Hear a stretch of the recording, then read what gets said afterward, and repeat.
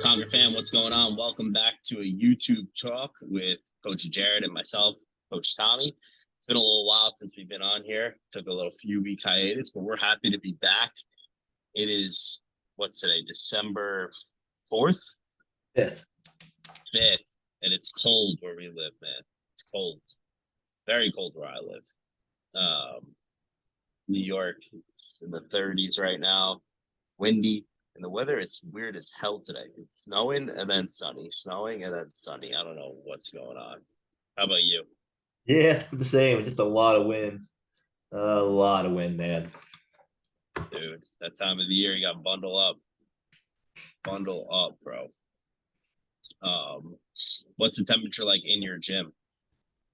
Um, it's set to like a minimum temperature, which I will not disclose. But natural gas. This is the first time heating the whole thing. It's I don't know how high the ceilings are, 20 couple feet. So I'm trying not to go bankrupt during the winter, keeping things warm. Dude, I don't blame you. I get it. I 100% get it. Um, yeah, just gotta put on a sweatshirt. That's all, baby. I think the right, more aggressive warm ups, more aggressive workouts for them. So a More little sweat aggressive will be warm fine. ups is right, dude. Get them sweating and breathing heavy quick. I love that. Guys, today we're going to chat with you about, I think, a topic that a lot of people like to listen to, which is, methods around improving your back squat strength, which I think you can pretty much take to any movement and kind of transfer over. But we'll just talk a little bit more specifically the back squat and um, things of that, things around the back squat specifically. But like I said, they're carry over into other movements like the bench press or deadlift or jerk or something of that nature is all pretty relative. So you can kind of take this stuff and apply it where you need to, but back squat just seems to be a movement that everyone's trying to improve in the sport of CrossFit. It's certainly something that needs to be pretty strong if you want to be good at the sport. So that's kind of why we just chose that movement. So yeah, we're going to talk all types of methods and ways to go about improving it, things we've seen work well, things we haven't seen work well. And then we're also going to think of it from a CrossFitter's perspective. And the reason for that is because we're assuming that you're doing other work than just strength. And that could also change why some things work for CrossFit athletes and don't work for CrossFit athletes, where it might work for just a power lifter, for example. And that tends to differ based around like how much extra work they need to do. So with that being said, Jared, you want to kick us off and just like one method that comes to mind that you tend to use with a lot of athletes and trying to develop their back squat training? Yeah. So, in all honesty, it just kind of depends for me on like where their experience level is. Like, how long have they been training? How long have they been doing? We'll call it strength cycles. Like, is that something that's new to them, or they have just been jumping in classes for years and years? Because I would say a lot of classes don't. It's hard to run strength cycles in classes. That's my opinion because there's people miss and it's just all those things. Anyways, so if I get somebody who's relatively new and has let's say a moderate level of strength, I'll use something that I personally never use, but I'll use some just basic linear progressions. I think that's the easiest way for them to see progress, depending on, again, what their experience level is like. But it's very simple. We can map out 6, 8 weeks, depending on what it is that, how many times they want to squat, how many times I think they're capable of doing that. And just literally just progress them from like, here's where we want to end up because here's where we're at. We want to try to add 10 pounds in 8 weeks. Here's what our jumps are going to look like to get there, and give them adequate time to grow. But it's not the one I defer to all the time. But if somebody's relatively new, it's just the easiest route to go. It doesn't need to be complicated. It just needs to work. Yeah, let's touch on that more. I'll kind of give input. I think linear progression for beginner athletes, even intermediate athletes, is like amazing. Here's the thing is that like, so when we take a CrossFit athlete and look at their back squat and then compare them to a power lifter, their numbers are extremely low, right? Like the Mhm. power lifter can probably do 2x what the top CrossFit athlete can for a back squat, right? Let's just say the best power lifter is probably doing somewhere near 1100 pounds at this point, maybe a little less. I don't know if anyone's broke 1100, but they're definitely in the thousands. And then we have the best power squatter in CrossFit, maybe doing 600 pounds. I would imagine there's probably someone at the elite level who can do 600. Definitely a lot of people in the mid five. So even though 600 and 550 is super impressive, it's not near the top end of what's actually possible for a back squat. And so with that being said, in terms of powerlifting, they're more on the intermediate side to advanced than they are like truly advanced at the back squat, right? And that comes to from a few standpoints. One, just top end strength, but also just like their ability to perform the back squat as efficiently as a powerlifter, right? Because the amount of times a powerlifter back squats and practices the back squat is probably higher than a CrossFitter. Sure, the CrossFitter practices the squat a lot and lots of variations of that squat, but doing a wall ball is not the same as doing a back squat, even though the pattern is somewhat similar, right? Right. And so just from a technical standpoint, they're not going to be as efficient, which comes down to a lot of the reasons as to why people are so good at a movement, like how technically efficient you are at it. Even if it's a 1% change in technique, can drastically improve your squat. Mm-hmm. So I just wanted to kind of set the scene there for CrossFitters to understand that, like, if you're a guy and you have a 300-pound back squat, like, you're a beginner, like, Yeah. by a long shot, right? Like 400, you're an intermediate. Okay, 500, yeah, you're probably getting to that intermediate advanced stage, but you still have a long ways to go as to like how much the potential actually is in the back squat, depending upon who you are as an athlete, how much you weigh, and things of that nature. I guess we'd have to look at weight classes and whatnot, but just to paint the scene. So in terms of linear progression, I think it's a phenomenal way to go about things. It's so simple in nature. I think why a lot of people stray from it in the CrossFit world is because it's not super varied, it's not super sexy, and for that reason, I guess in quote, it's not fun, which is a poor way of looking at training and trying to actually improve something, right? Sure. Like all that matters is you get better, and so like do whatever it takes to get better, not to keep yourself, I guess, internally motivated, because you should be regardless. So love linear progressions, utilize them for a majority of my athletes still to this day. Mm-hmm. And I think they're a great way to go about it. So I guess we can kind of talk about like how a linear progression kind of starts and where it ends for some people. And in my mind, like, we have like accumulation, intensification, and realization of the back squat. And in the accumulation phase for a linear progression, I tend to do more sets and less repetitions at lighter loads. So like I could be doing like 5 sets of 5 at 70%, and then the next week could be 6 sets of 5 at 70%, and then even up to 7 sets of 5 at 70%. And I tend to use the lower rep scheme and higher sets, because while keeping the load light and the repetitions short, they can practice perfect technique for 5 repetitions. What tends to happen, in my opinion, when you do something like 3 sets of 10 at 70%, is that reps 7, 8, 9, and 10 can start to look poor. So now Mm-hmm. you're practicing poor technique, when really the entire purpose is to practice really good movement. So that's kind of like the approach I take in the accumulation phase. No, I don't disagree. I think it just kind of depends. For again, it always depends on the athlete. So if somebody is for me, if they are very fast twitch, I will stay in the higher end of like that 6 to 10 range for them initially because they're really good at the ones. They're going to be good at the threes. They're going to be able to hammer those. And I want to see them grind a little bit through those higher repetitions to because ultimately when it comes down to a 1 rep max, when you get to your sticking point, have you trained your ability to grind through that point, or is it like I hit it and I give up immediately? And sometimes it's hard to train that whenever it's just like twos and threes. And as somebody who used to do a lot of like ones and twos all the time, I found it difficult to know how to push through that really sticky point when it got to like the true 1 rep maxes. So it depends on certain athletes. I'll put them in somewhat higher rep schemes and let them grind. But typically, like you alluded to, we'll switch things up if I feel like their form is starting to get really wonky at the end. If they're not able to replicate, rep 10 looks the same as rep 5 looks the same as rep 1. But yeah, it kind of just depends on the athlete and what I think they are on that spectrum of like slow twitch, fast twitch. What do they need the most of? Mm-hmm. Mm-hmm. Yep, that's a fair point for sure. Yeah, obviously no wrong or right answer. It's kind of just what the approach is.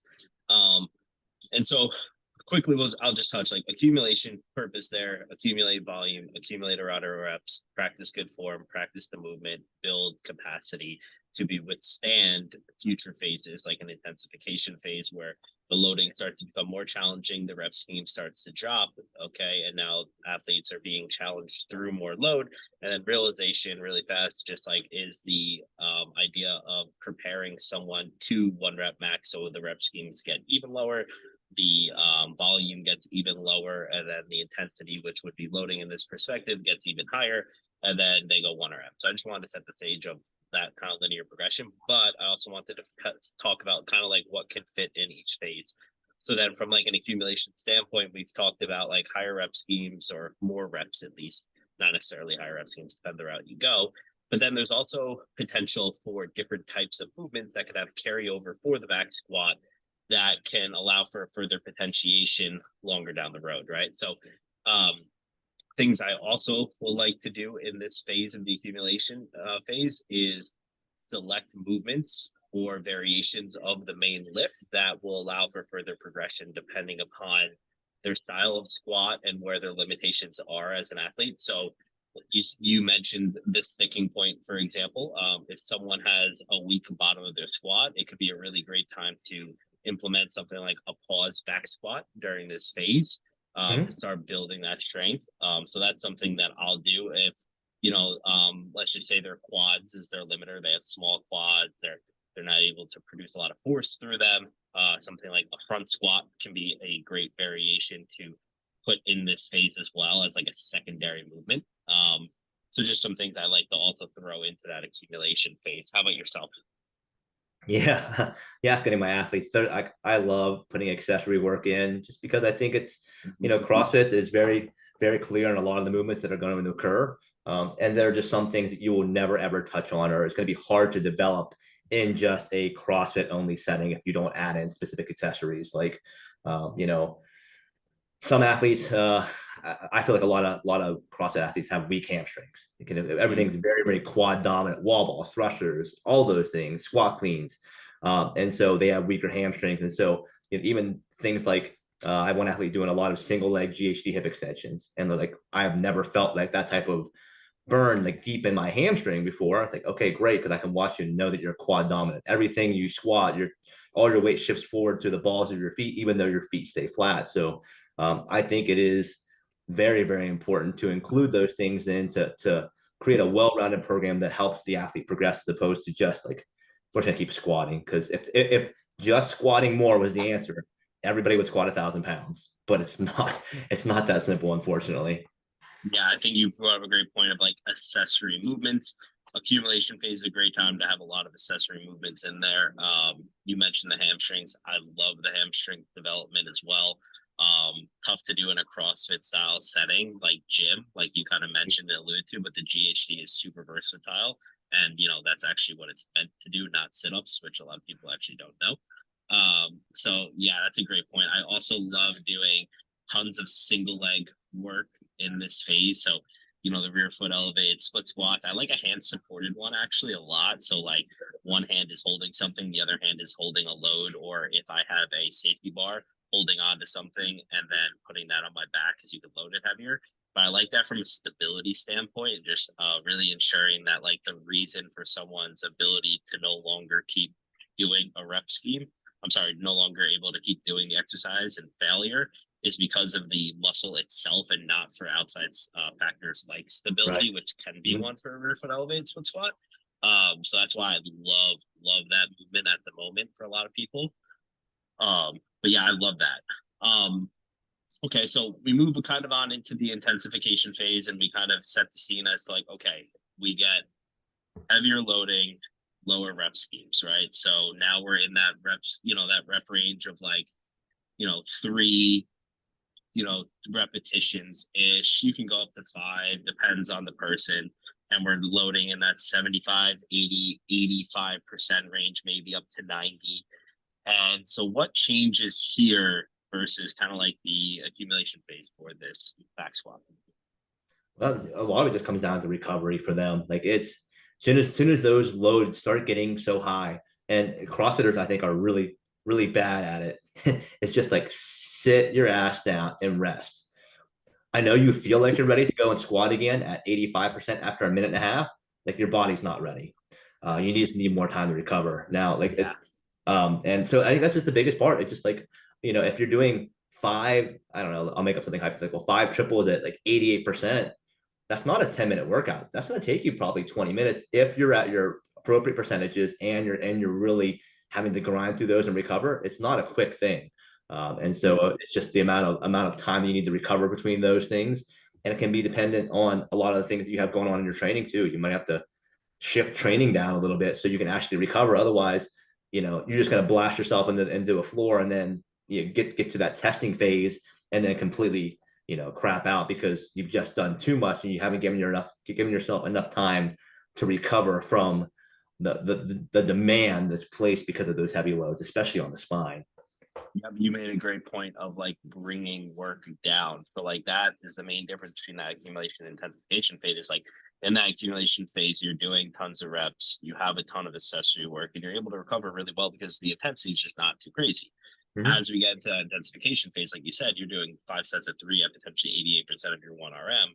That's a ton of work. That takes a ton on your body. And then to ask your body to go do more, it could potentially just be putting it in a place of over stress and then under recovery, which, like you said, isn't going to allow for further progression and could end up ruining their progress, which is, I think, why a lot of people have a tough time getting stronger in the sport of CrossFit when they don't have a coach or a coach that's knowledgeable around this stuff, is that they're still pushing the accessory work really hard. They're still pushing tons of volume in the CrossFit workouts, and then they're wondering why their athlete can't get stronger. And it's like, well, because you're pushing intensity and volume everywhere and they're not able to get to recover. Like it's just a simple, it's really as simple as that. Like exercise in any sport, it's just placing stress on a body, on the body, and then recovering from it. And if you do too much and you're not recovering, it's simply just because you're doing too much.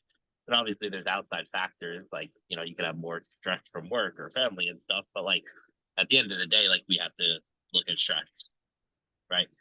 And so I think you made a great point there. One question I wanted to ask you that I forgot to just ask in general is like, how many times do you like to have someone squat? And of course, the answer is it depends. But like generally, like you're like, okay, I'm getting this guy stronger in the squat. Like this is I got to do this. Like how many times do you like to squat? So on the very, very high end, 3 times, but Mm-hmm. that's not necessarily like a true linear progression. That's when I'll start Yeah. shifting something like an undulating, where it's like a heavy, light, medium, something along those lines. If they're just a hard gainer, for most people, it tends to be two, and I think most Yeah. people can handle that with enough rest in between. One's just not enough. It's really, really challenging unless you have somebody who's just a really, really quick adapter to things, but usually it's just two. I agree with that. Or, I wouldn't argue. I would just simply say they're either really good at adapting or that the squats take so much out of them that they can't recover from 2 sessions, right? So, like, if Mhm. we're a really strong squatter, you have an 800-pound back squat and doing percentage work at 600 pounds, it's like, Yeah. ooh, Yeah. do that twice a week. Like, good luck to your spine, like you mentioned earlier.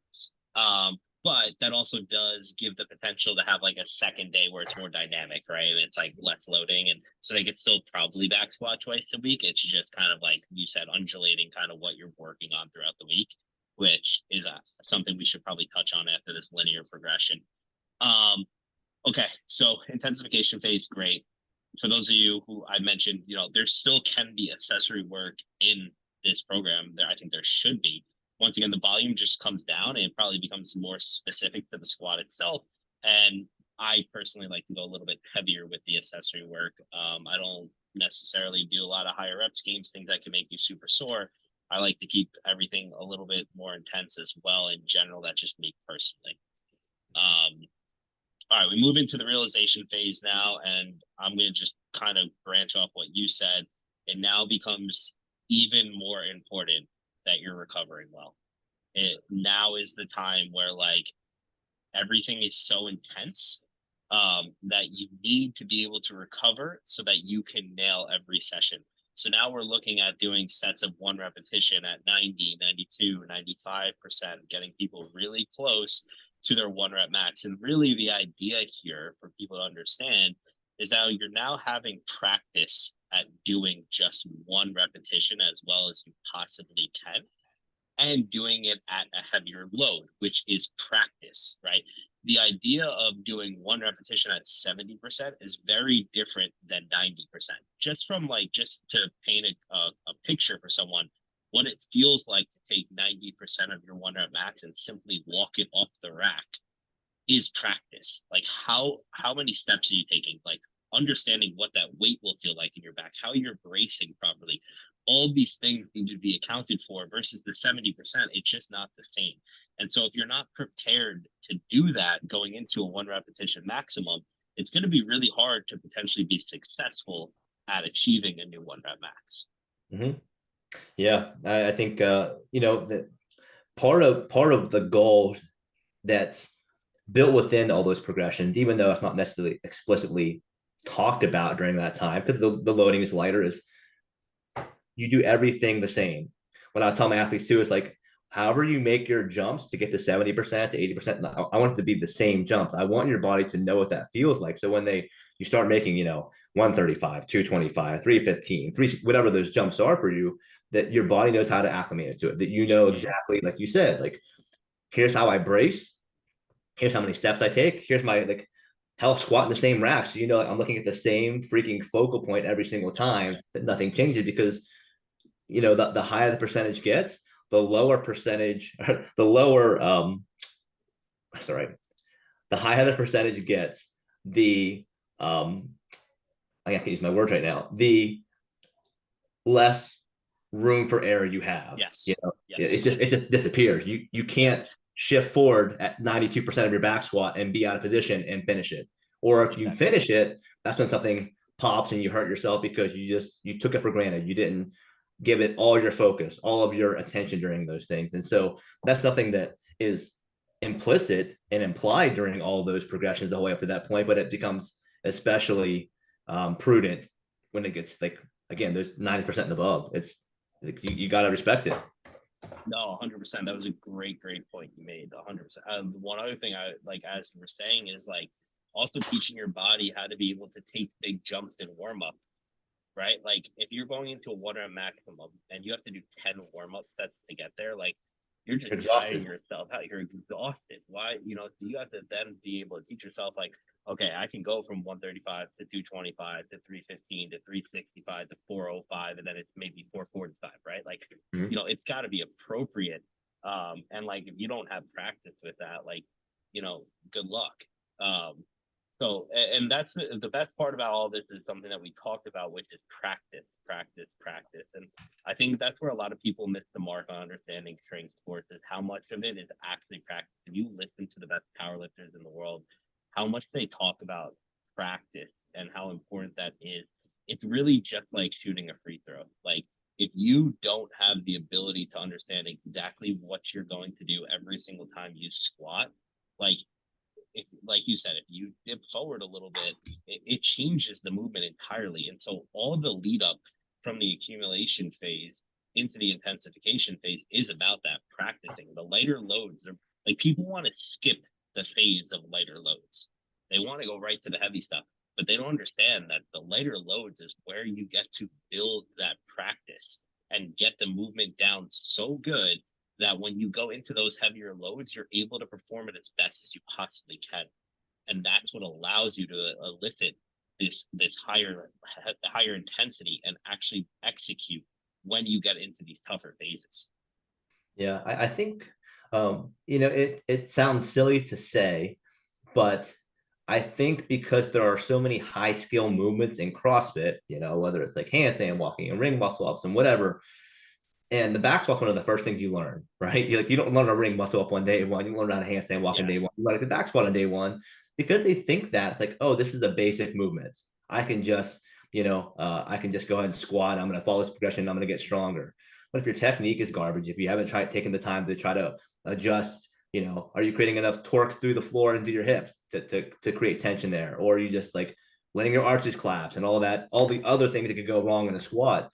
then it's no wonder people get stuck at, hey, I can't break 300 pounds on my squat no matter what I do. I've tried this and that, and they haven't taken the time to hone in all those little things the same way they would. They're clean and snatch and all those things. Yep, 100%. I love it.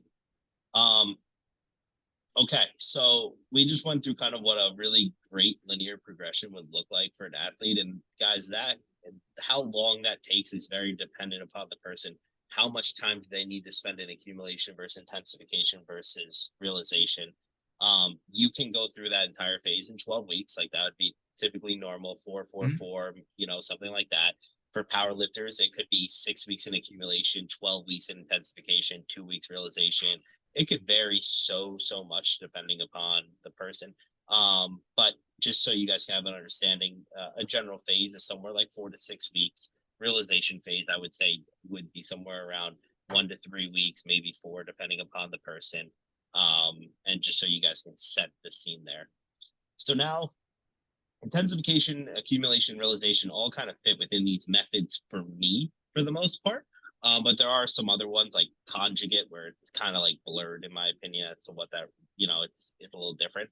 But I think a cool method that we could also talk about that you brought up would just be like undulating periodization, where we're working on multiple facets of the squat within 1 week.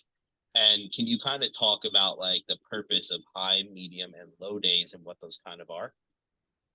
Yeah. So, it can go, let's go in the most basic sense. Obviously you can look at like heavy, medium, light. And Yep. for the basic fact that if you try to do heavy, heavy, heavy, you would break down.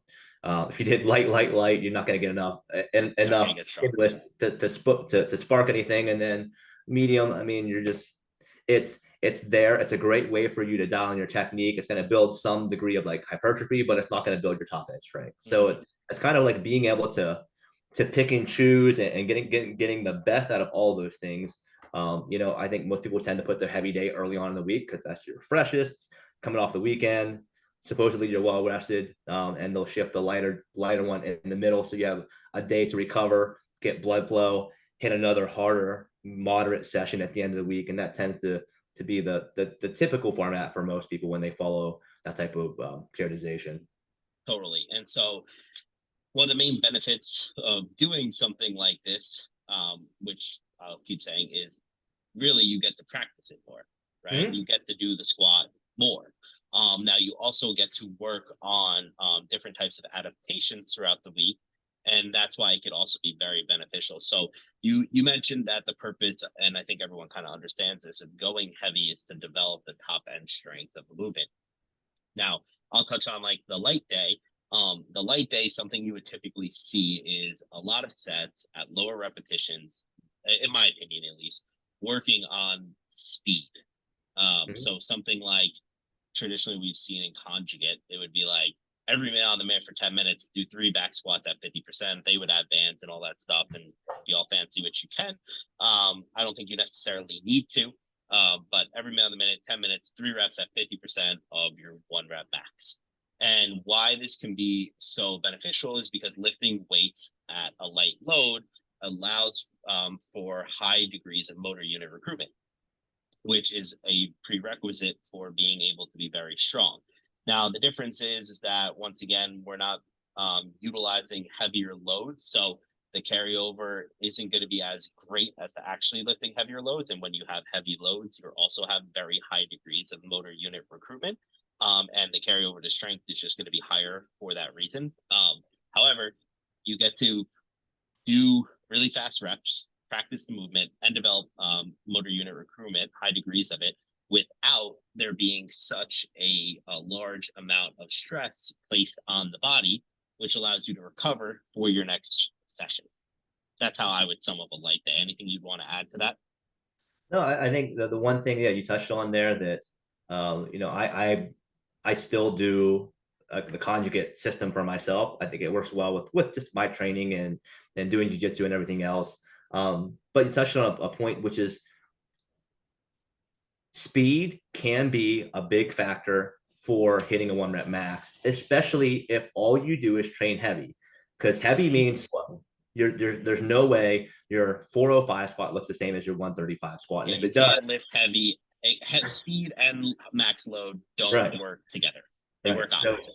yeah, so to be able to develop your rate of force development, you need to have those lighter loads, and that can be the the the thing that helps you get past your sticking point. Is if you're fast enough to your sticking point, doesn't matter. If you do it slow and you get to your sticking point, obviously you can only grind for, let's say 3 to 5 seconds, probably not even that much if it's really, really heavy. 1 to 2 seconds before either it's you've got it or you don't.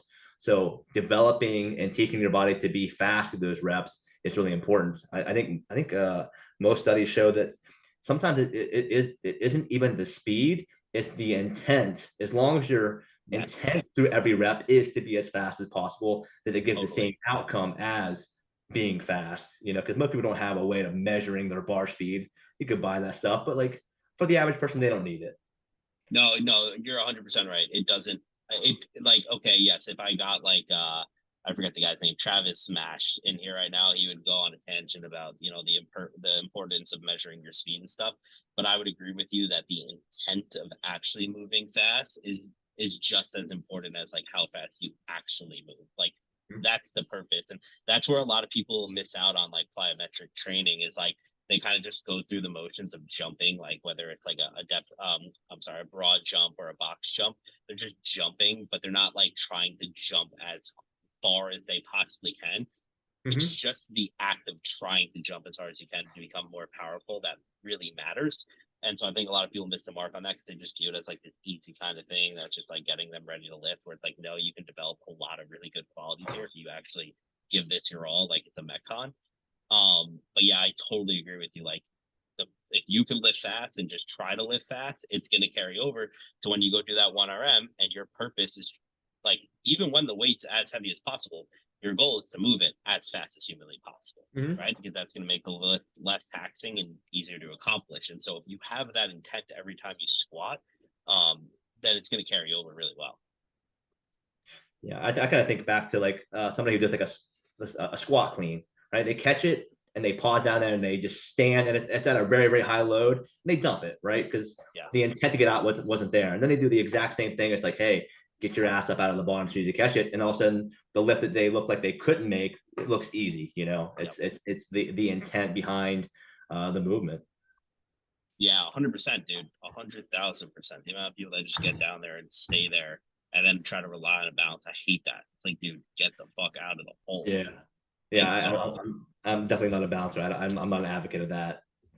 Like, it can work and some people have it really well, but it's like not something you should rely on. It should be something like, oh, I caught this wrong and now I need to bounce to reposition myself and get out, you know? Yeah, it's a tool, it's a skill. Exactly. Yeah. And then you want to touch briefly kind of on like that medium day, like what that kind of looks like and intent behind it. Yeah, it's again, it's that hybrid balance of now we have a heavier load, and when I say heavier, it's still in that moderate load where you feel very comfortable moving it and doing it with a lot of efficiency. And I think this is also just the time to dial in. I think they used to call it like first reps. Dial in your first reps. That when again we kind of talked about that earlier, how we walk the bar out, how we approach our bracing, how we approach our breathing, like every little nuanced step. It's a great way to practice that at a loading that deserves your respect, but isn't so heavy that it's going to pull you out of position or be overly taxing on your body. You can't recover, in a few days to hit something heavier, the following week, or how you run your cycle, 7 day, 10 day. Yeah, I agree. I agree. Okay, so we went over kind of like some really good ones of undulating periodization, and like that would still follow the same principles. You're obviously increasing loading Mm-hmm. as you go along this cycle on the heavy days, on the light days, on the medium days. Now the light days, you just still have you can increase the loading. So this is where someone would make a mistake in undulating periodization is that they would increase the loading so much that they're no longer lifting fast. Sorry, could you hear me right now? Yeah, I'm good. Okay, sorry, Siri was on, and I just wanted to make sure. Okay, cool.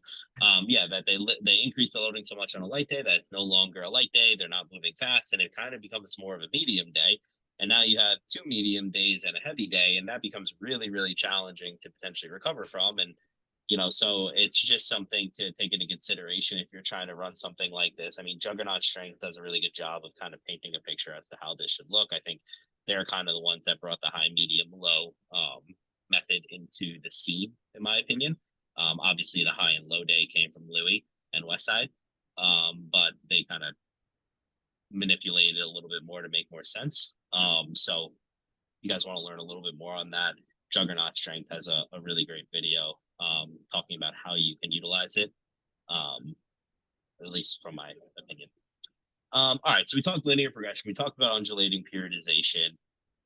So I guess we could just briefly kind of talk on like one thing. I guess like more just like fun stuff to do to help increase like break barriers. I guess would be the way I would consider it, right?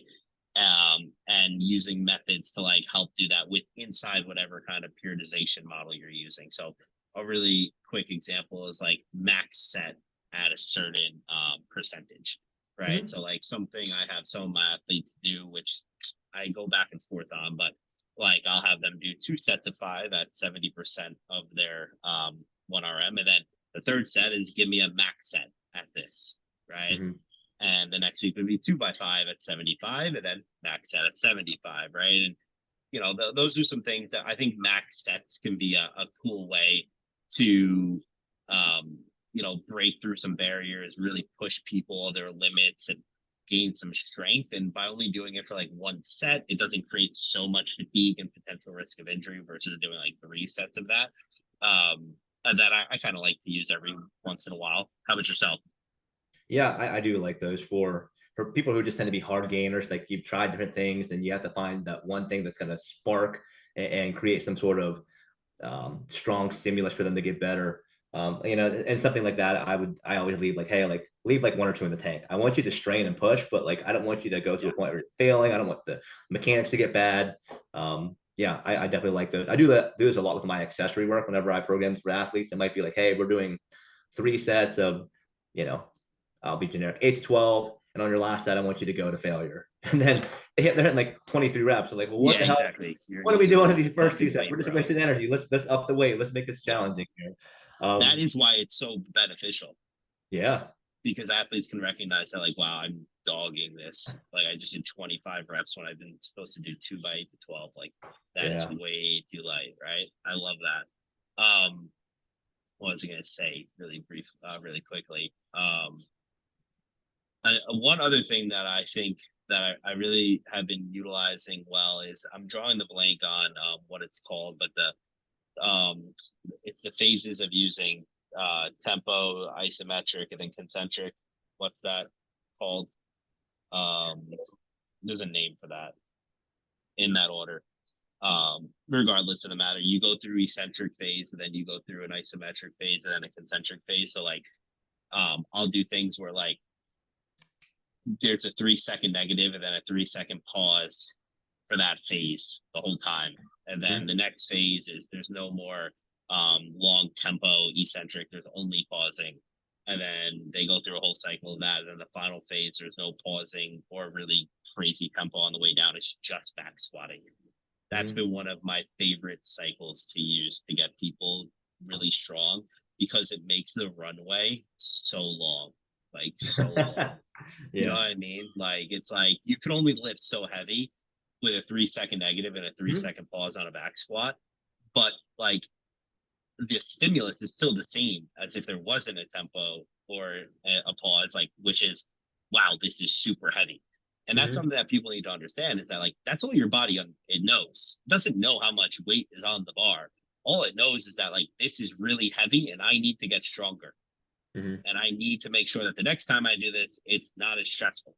Right. And so like that is why these like boring that people view as boring is so good because it creates this long runway that allows for such great progression versus like day one, it's like, yeah, find a 5 rep max back squat. You know, Yeah.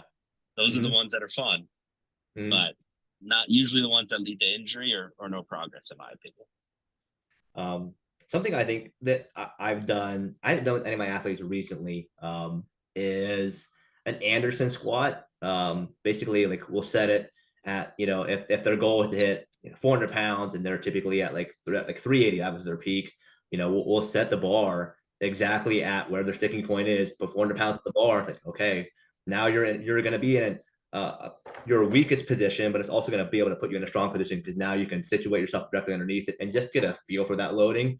Something like doing sets of 3 to 5. It's cool. When you get to 5, guess what? We're going to lower the pin another notch. Now you got to try to do that again. And for some people, it just does. I think it helps them more psychologically than it does physically. Like to feel that loading and to know what it feels like before they get to that point where they have to squat the whole way down and the whole way back up. Yeah, I like that. I've used those a ton. Like sticking point work like that is so good. Have you ever utilized like eccentric onlys? I've thought about that. And the one I thought about the most is less about back squats because I think people can rush that. Is I would love to use it for deadlifts. And I know I'm kind of jumping ship there, but like breaking the floor in a deadlift is typically the hardest point for most people. Some people get stuck above the knee, but because even if you can't deadlift 500 pounds, you sure as hell can lower 500 pounds and do it with relative control, not like 10 seconds, but you can lower it with control.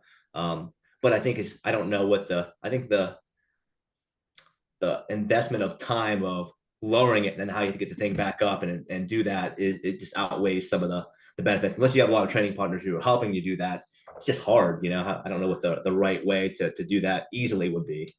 Well, that's what I was gonna say. You need to have a lot of a lot of training partners, regardless of what you're doing it with. Like, I think what's really cool is that like if you had a back squat, for example, and you're trying to be able to squat like 400 pounds, and maybe you load it at like whatever you want to load it at, but like you control it all the way down to pins, and then your training partners strip off like 90 pounds, and then you do this like extremely explosive squat on the way up. Like I've seen people do that. I'm like, that is really cool. It just takes a lot of tools, like you can't do that on your own. So like it's hard to program that for a lot of people unless it's like an in-person client. But that would be a really cool thing to be able to do is get people comfortable lowering the load that they're trying to lift. Because once again, that was a big Louis thing, right? Is like with the bands and chains and all that stuff, is that the reason he loved that stuff is because the weight was the heaviest at the top and lightest at the bottom. So you could understand what that weight felt like on your back, learn to control it, the weight would get lighter. You then would be able to explosively drive up out of that hole and then push through potential sticking points and then really challenge yourself through that loading, which I always thought was genius, obviously. And they were set up to be able to do that extremely well with their environment and training partners they had and coaches and stuff. Mm-hmm. Yeah, in all honesty, like I've messed with chains. I've never found as much. I've never felt that I got the same bang for my buck on a squat that I did with bands. I felt like bands did a great job with squats. Chains for bench press, but not necessarily for squat or deadlift. I didn't feel as much, but bands for deadlift and squat, I think, provide a tremendous amount of a feel. Like 100 pounds of band doesn't feel the same as 100 pounds of weight, but it's still less loading on your body than having like 400 pounds on your back. If you have 250 pounds of weight and 150 pounds of band, it's the same loading, but it doesn't feel, it's not as, I guess, crushing. I don't know if that makes sense, but no, just my personal experience.